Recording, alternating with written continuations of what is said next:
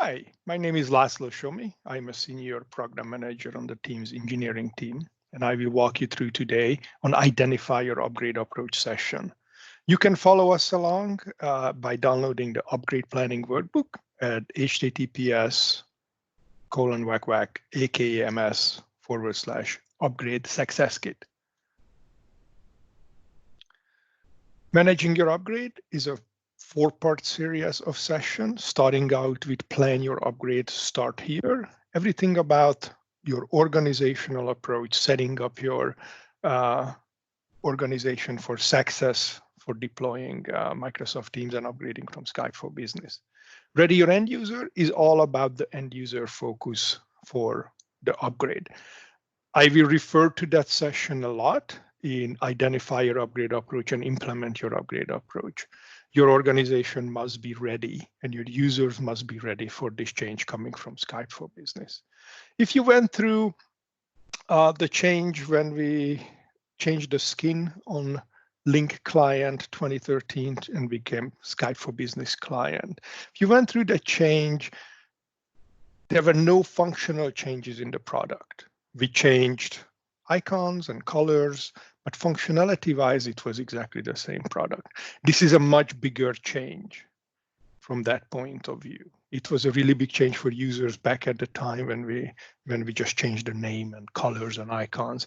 This is a much bigger change because of the backend architecture is so different, as well as the client for Teams.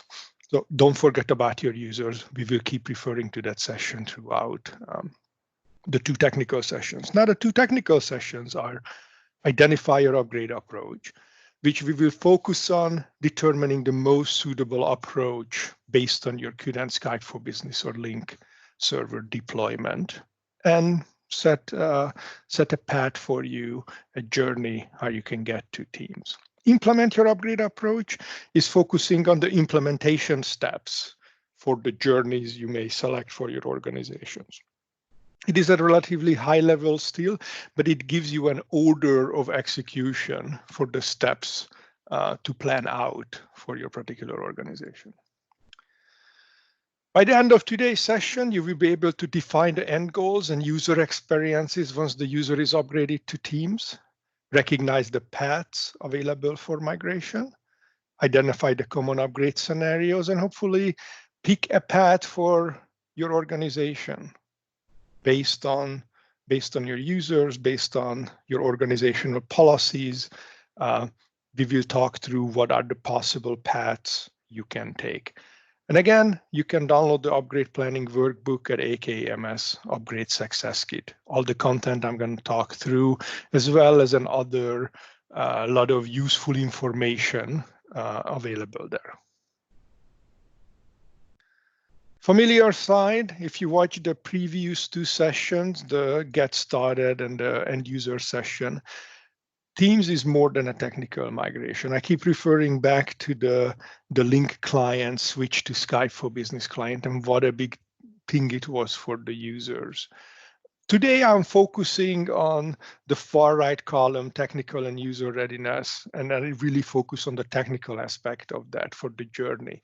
The other three columns are being addressed in the previous session, Get Started, and the end user focused one. So during these sessions, our starting point in all cases includes Skype for Business online or on premises, as well as Link server on premises. Unless I call out specifically that it's online or on premises, anything I say applies to both scenarios. The end scenario where we want to get to is that all users you are targeting in your organization and all the users who are using Skype for Business today, they use Teams only.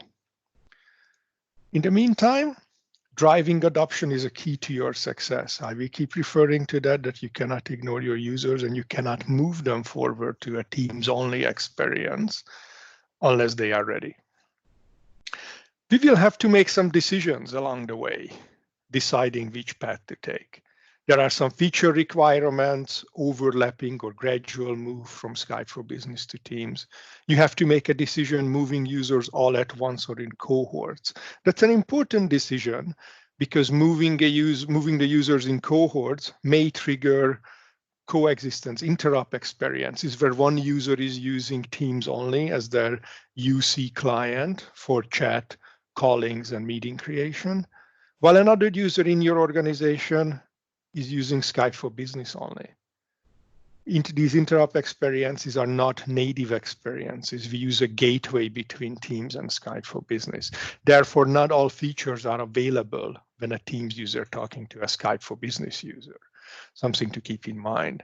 You need to make a decision around velocity, how fast you're going to go through this migration. What is that point in the future when all users you're targeting for Teams in your organization are using Teams and you're no longer using Skype for Business on premises or online? There is also a date you need to keep in mind.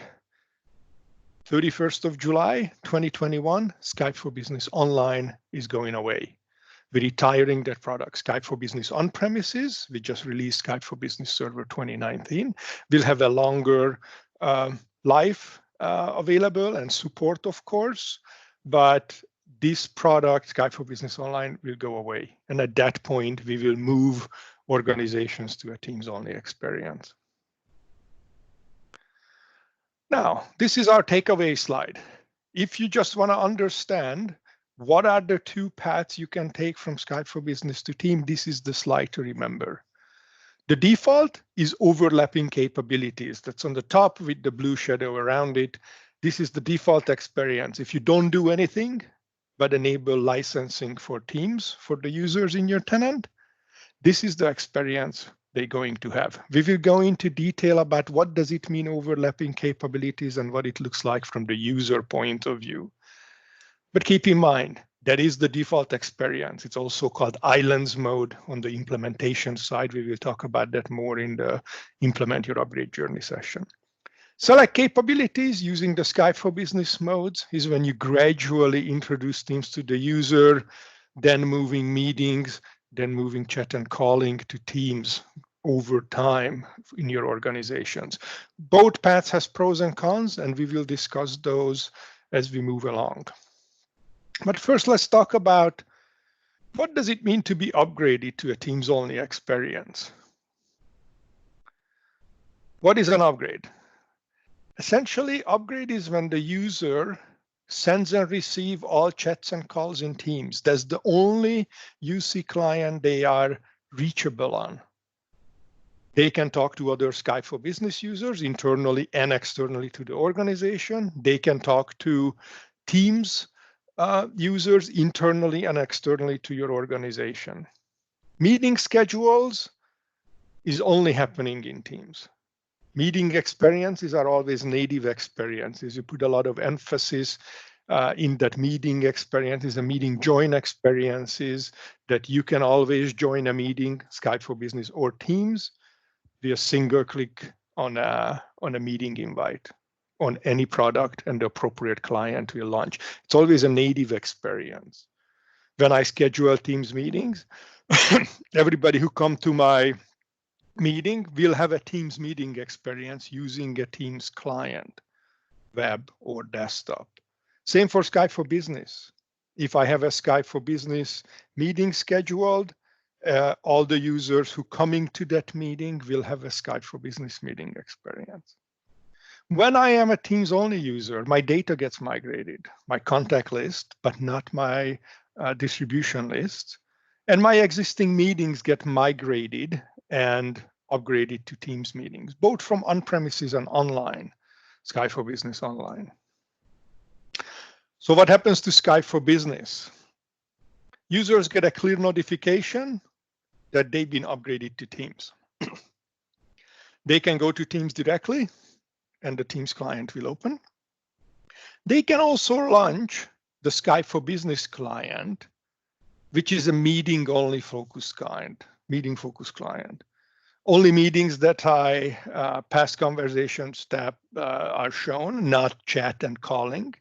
You can single-click join into a meeting from here, and the appropriate client will launch. So we do display Teams meeting as well as Skype for Business meetings in both of the calendars for Teams and Skype for Business. The backend for these meetings are the Exchange mailbox for the user. That's where it's stored and initiated from. Meetings, I do get some meeting history. I can still attend any Skype meeting, and my experience in any existing Skype meeting will be exactly the same as it was when I was a Skype for Business user. I also I cannot schedule meetings. So this is a join-only experience. In Outlook or in the Skype for Business client, I cannot create a new Skype for Business meeting here. With the team in the Teams client, obviously, we're going to create Teams meetings from when you click on a new meeting. Right? You also get meeting history. You should be aware of that. Now let's talk about the paths. Let's try to break it down. What does it mean to have a side-by-side with overlapping capabilities method when I deploy? Again, if you recall, this is our default experience, our recommended experience for organizations to choose to migrate from Skype for Business to Teams. So you introduce Teams side-by-side with chat meetings and calling enabled. What it means is that the user within the tenant are able to use the full capabilities of Teams. Collaborations, Teams and channels, the application platform, they can start integrating line of business applications. They can start taking advantage of the rich collaborative experience using Teams. UC features wise, they can do chat and voice over IP calling peer-to-peer within the organization. Not externally, only internally. And they can also schedule Teams meetings, both for internal and external consumption. So meeting-wise, it's a full capability to use that experience. You drive your adoption program in this scenario, and when your users are ready, you move them based on cohorts or all users at once to Teams. So what does it look like in a little more breakdown here? Let's focus on chat and calling first. Chats and calls are received in the same client as the one used by the originator. So Skype talks to Skype, Teams talk to Teams. There is no interoperability between the two products. You can initiate a chat or call from either client. Therefore, you must run both clients so you don't miss incoming messages coming to you. Presence is separate. Skype talks to Skype, Teams talk to Teams, and no interoperability again. PSTN calls and federated chats and calls coming to Skype for Business. So I mentioned earlier, Teams is intra-tenant focused in this scenario. All external communications are still coming to Skype for Business for these users. Meeting-wise, I can schedule both Skype for Business and Teams meetings. Meeting scheduling is available in both Teams and Skype for Business client, and Outlook shows both meetings add-in or Outlook add-ins. And I can join, of course, both Skype for Business and Teams meeting as their respective client will launch as needed. Let's talk about some considerations. Feature requirements around these overlapping capabilities matter. So chat and calling will be available both in Skype for Business and Teams. I heard from customers, it is confusing for them. When I introduce this concept to users, we can have a discussion about just looking at your mobile device or your desktop client. How many different chat and calling capable applications you use today? There will be several of them on both platforms. This is just another way to get teams in and let them use it independently and with all this interoperability. We will talk about the Interop experiences in a bit later, but just focusing on that, all of a sudden I have two chat and calling application on my desktop. Meeting scheduling is also available in both products. So users can choose what they use. They can start using Teams. Hopefully they start preferring using Teams. and they're going to start scheduling all their meetings. But at this point, this is up to them to pick a product and try out. Team starts experimenting with it. Of course, driving your adoption program is always key. Moving users and all at once or in cohorts, all at once is always the best user experience because all users within the organization have the same experience at the same time, which simplifies your adoption change management story. Cohorts, perfectly understand that in some organizations, you cannot move all users at once, thinking of tens of thousands or 100,000 plus users in an organization. You can execute that based on cohorts using this overlapping capabilities method.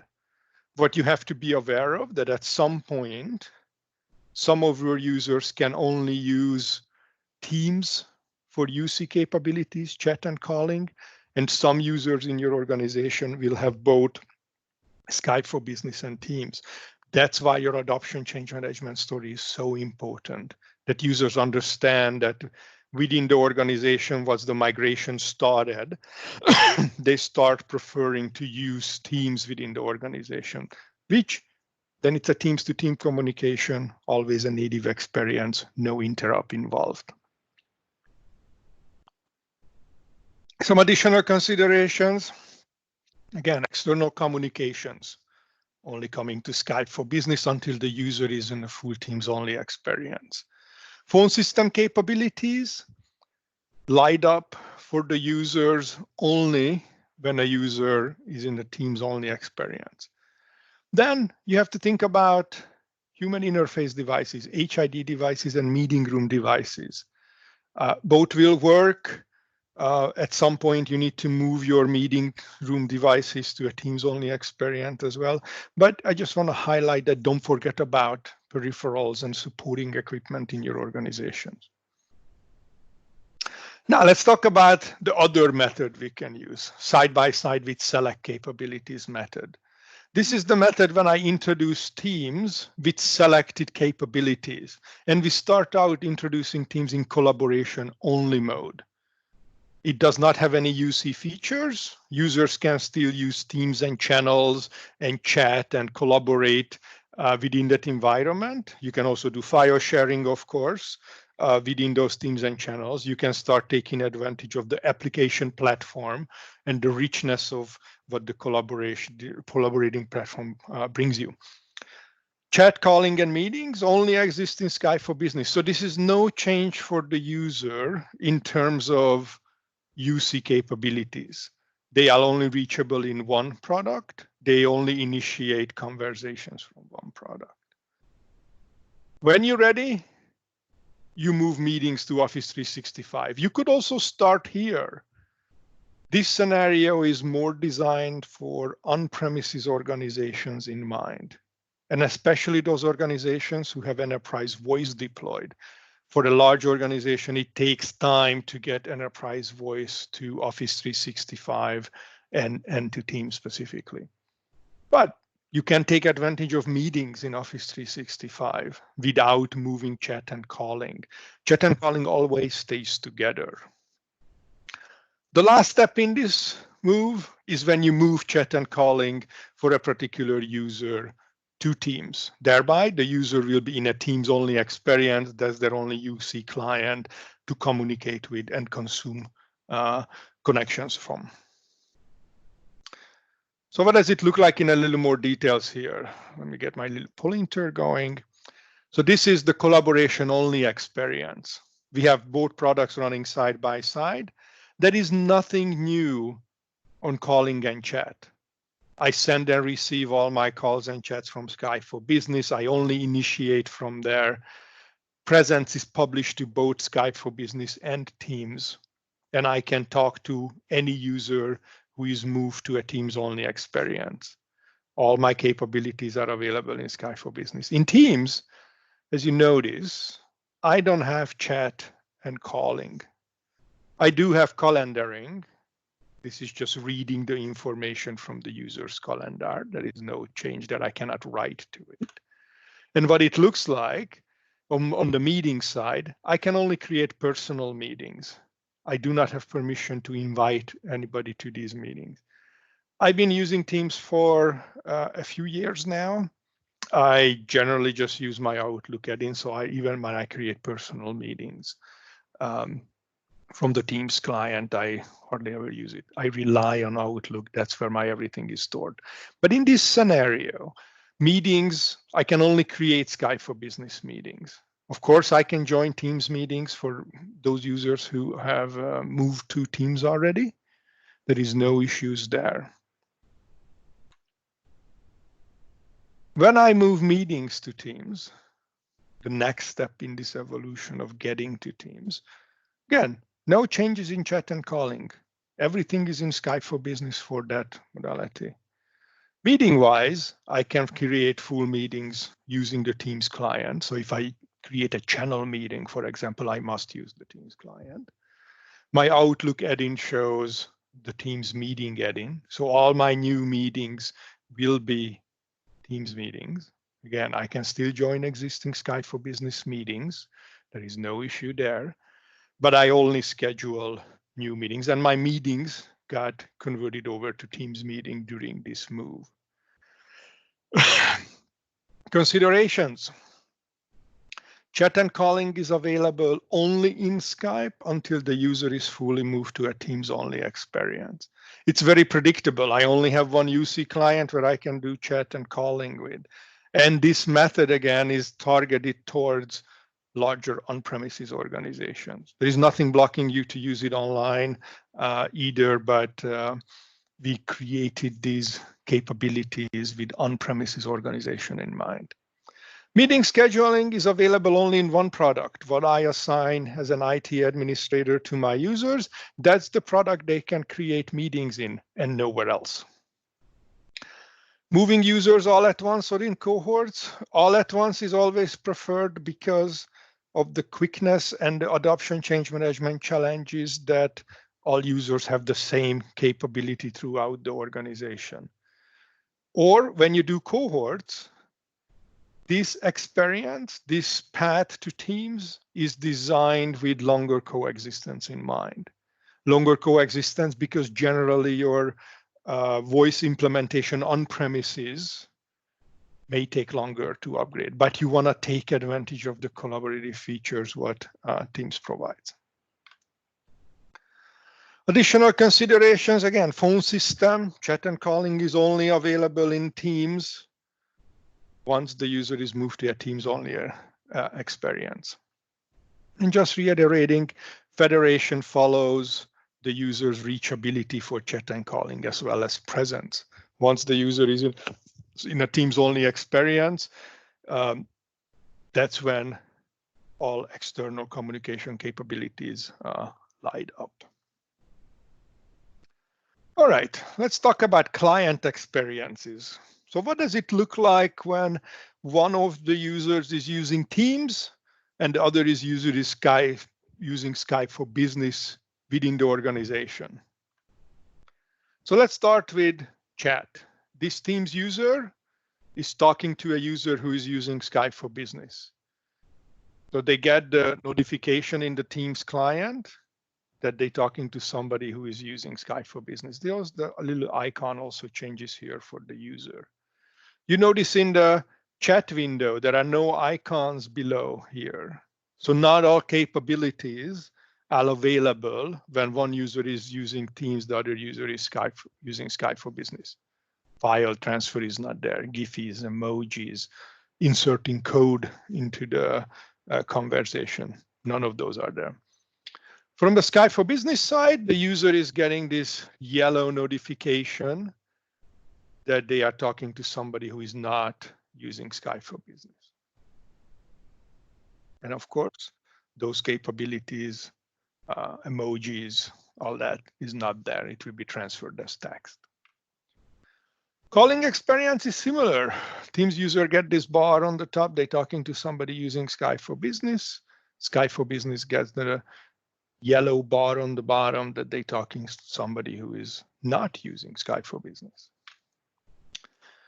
Now, there is something special here when we do desktop sharing. I talked about that meeting experiences are always native experiences, and both users using a Skype for Business experience or a Teams experience. And it's a much richer experience because they can do desktop sharing, file share, and so on. So we developed this path, which works both from Skype for Business and Teams, that when in this scenario, the Skype for Business user clicks on sharing their desktop, they will have an ad hoc meeting created for Skype for Business, and both users get pulled into that. So from there on, both users will be using Skype for Business. The same from the Teams side, when the Teams user is sharing their desktop or wants to share their desktop, we start an ad hoc meeting for the users, and both users get pulled into that. In order for this functionality to work correctly, the Skype for Business user must have the latest available Skype for Business client in the upgrade path they are in. So Office Click to Run, MSI packaging, the latest CU must be applied for the Skype for Business client for this functionality, the desktop escalation piece to work. Meeting join, looking at a meeting invite in Outlook meeting invite, single click join. My native Skype for Business meetings only client will launch the meeting. I will have the same experience as always. Or the web client launches if there is no Skype for Business client on the desktop. When I click on that same meeting in the Teams client, exactly the same experience. The user goes to the native limited Skype for Business client, or they go to the web application.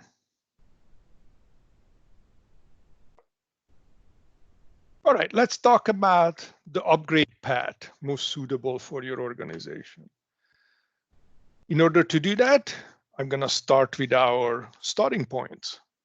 I could be fully on Skype for Business online with or without enterprise voice. I could be fully on premises with Skype for Business or link server with or without enterprise voice. I could be in a hybrid system with or without enterprise voice. Hybrid system is when a Skype for Business on-premises organization is connected to Skype for Business online, and you may have some Skype for Business online users taking advantage of enterprise voice services on premises. It's also called OPCH, on-premises configured hybrid. These could be the starting points for any migration, and you may have variations of workload deployed in your organization. Now let's look at this table where we will contrast both overlapping capabilities and select capabilities method based on the scenarios we looked at earlier. So let's start with overlapping capabilities method and look at chat and calling modalities. Communications lands where it was initiated from. Skype talks to Skype, Teams talk to Teams. And user must monitor and run both clients. This is a core concept for this capability to be able to successfully execute in your organization. When you use select capabilities method, the user still run both clients, but there is no overlapping features. Chat, calling, meeting creation stays in Skype for Business initially, and communication is land where the user is configured for, initially starting from Skype for Business. Meeting creation, using overlapping capabilities method, you can create meetings in either product, internally or externally. Users can only create meetings in the product assigned to them using select capabilities method. Collaboration-wise, it's available in both scenarios. There is no overlapping or select capabilities there. You can control it with policies, what you allow users to do when it comes to application platform, but the capability is available for the user. Now let's look at what is it best suited for. Overlapping capabilities by far is the preferred way to upgrade to Teams in all online scenarios. Or organizations without on-premises voice deployment. You can execute it in a smaller scale. In a large organization, you may have to separate those services for the user because of the enterprise voice dependency. It's a richer experience from day one for the user. All capabilities are enabled, and within the organization, they are all working fine. So collaboration-wise, within the organization, it works much better when all capabilities are there for the users. Using select capabilities method is designed with longer coexistence in mind, as it was designed for mainly on-premises organizations. Allow gradual move from Skype for Business to Teams by moving functionality, moving meetings first, then moving chat and calling features. It's a predictable routing and presence experience for the user. They only have one chat and calling client to deal with, and presence is provided to both Skype for Business and Teams from that client. Some additional considerations for overlapping capabilities. We talked about that chat and calling is available in both clients. Some of my customers found that confusing. I also have the same feedback from some organizations who found it separating the services was most confusing for their users. You know your users best, work with them, what would be the best experience in your organizations. HID controls, we talked about that. We deployed fix in this scenario, so human interface devices don't cause issues when you're talking to Skype on Skype for Business, and all of a sudden you get a call on Teams as well. It's rolling out shortly. Presence is separate using overlapping capabilities method. External federated chats and calls also only come to Skype for Business. You need to pay attention to devices, need to make sure they're going to work with Teams. When you move a user to a Teams only experience, those phone devices will go through a gateway. We will talk about that more in the implementation session, but they're going through a gateway and they will not have advanced functionality like group call pickup, call park, those sort of info. But it will work. It will also work 2 years longer than the Skype for Business online retirement date. So these devices will work until 31st of July, 2023. Other devices, room system devices, you need to plan for them as well. They will join both Skype for Business and Teams meetings. At some point, you want to move the device experience to a Teams experience. Under select capabilities, again, separating services may lead to confusion is the feedback I heard from some organization. Is generally longer coexistence for the organization because you're gradually moving. So your adoption change management has to adjust to that. Phone system capabilities in both scenarios, excuse me, only light up in Teams once the user is in a Teams only experience. But under select capabilities, federation and presence follows the user's reachability. It's in Skype for Business until the user is fully moved to Teams only experience. All right, let's try to identify your specific scenario. So we're capturing online, on-premises, and hybrid scenarios. I detail out what services you may have deployed in that scenario. I make a general preference of what path we recommend and some additional notes. So let's cover this. Online scenarios. As you see, in all online scenarios, depending on what you deploy, chat and meetings, chat meetings and Microsoft calling plan, or Cloud Connector Edition when you have some on-premises voice trunks connecting for that Skype for Business user. The preferred path is the default path, overlapping capabilities. By far, this is the easiest to get the user from Skype for Business to Teams. And you will see in the implementation session how easy it is to upgrade a user. Of course, in the Cloud Connector Edition scenario, you need to make a decision. You're going to deploy direct routing between a session border controller to Office 365, or you're going to port numbers to Microsoft calling plan if you happen to be living in the 12 countries where we support that currently. In an on-premises scenario, if you have chat and meetings deployed, not enterprise voice, overlapping capabilities method is still by far the easiest way to deploy Teams for all users in the organization. Chat and meetings and full enterprise voice, that's maybe the scenario when you have a larger organization that you want to consider a gradual move from Skype for Business to Teams. Again, depending on your organization side, your complexity of that enterprise voice implementation, and how it was deployed initially. I also want to note here that coming from on-premises, you must pay attention to the Office 365 service dependencies.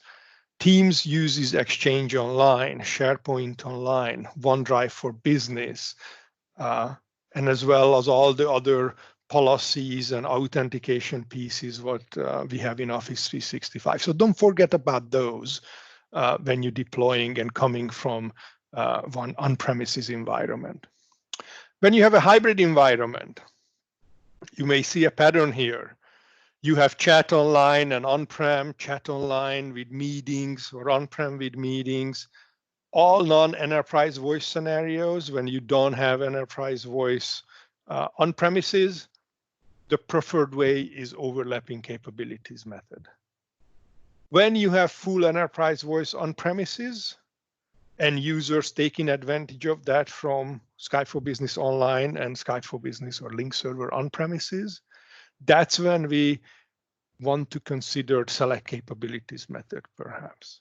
We want to make sure that those users who are testing Teams currently are moved forward to a Teams only experience, and those users, or where the majority of your users are, that's what the planning you do from that point forward. So you will be in this interop experiences where some users are using Teams only while other users are using Skype for Business in your organization. All right, so where do we go from here? Today we talked about Skype for Business to Teams planning, and we specifically talked about through some scenarios here of how you can accomplish that. So Teams only mode refers to the experience when a user is fully moved from Skype for Business to Teams, and the user's reachability is only in Microsoft Teams. I mentioned it several times that user adoption is critical regardless the path you take. You must work with your users to introduce Teams to them. We provide a lot of good content in our Upgrade Success Kit. Please download it and use it. I hope you can recognize the paths available for migration. Both paths are available regardless your starting point. We have a strong preference to use overlapping capabilities method wherever is possible. That's the default experience. But you can also move gradually using select capabilities method from Skype for Business to Teams. I hope you can identify the common upgrade scenarios and define an upgrade path most suitable or the recommended upgrade path for your organization. Some additional tools here. Again, Upgrade Success Kit is your friend. Don't forget about it. Download it, AKMS Upgrade Success Kit. Our online documentation is at AKMS Skype to Teams, where you can sign up to additional workshop here. Hopefully you consume the Plan Your Upgrade session already. So you have ready your end users and you implement your upgrade approach session left. Highly recommend you visit all sessions and take advantage of the Upgrade Success Kit we provide. I want to thank you for listening to me, and best of luck with your Skype for Business or Link Server upgrade to Teams. Thank you very much.